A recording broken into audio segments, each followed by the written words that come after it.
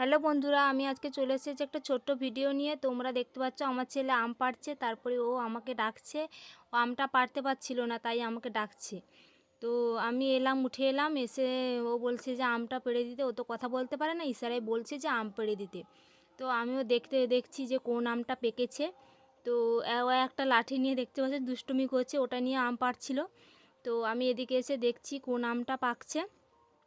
এদিকেও দুটো আম ছিল, লাস্টের আমটা হাত দিতে নিয়ে ওটা খসে হাতে চলে এসেছে। তো চলো এটা কাটা যাক, এটা পেকে গেছে। আর এটাকে আমি আমটাকে ভালো করে জল দিয়ে ধুয়ে নেবো বলে জলটা ঢেলেছি। আর ও দেখতে পাচ্ছ তোমরা যে আমটা নিয়ে নিয়েছে। আমি ওর কাছ থেকে আমটা নিয়ে ধুয়ে নিলাম ভালো করে, আর ওই জলটা ফেলিয়ে দিলাম। তারপরে আমি আমের মুখটাকে কেটে নেব ভালো করে, কারণ আমের মুখের কাছে আঠা থাকে, তাই ওটাকে আমি কেটে ফেলে দিলাম। তারপরে আমটা আমি কেটে নিলাম। তারপরে তোমরা দেখতে পাবে যে কেমন আমটা দেখতে পেয়েছো তোমরা, যে আমটা হলুদ হয়ে গেছে, ভালো করে পাকেনি ওটা।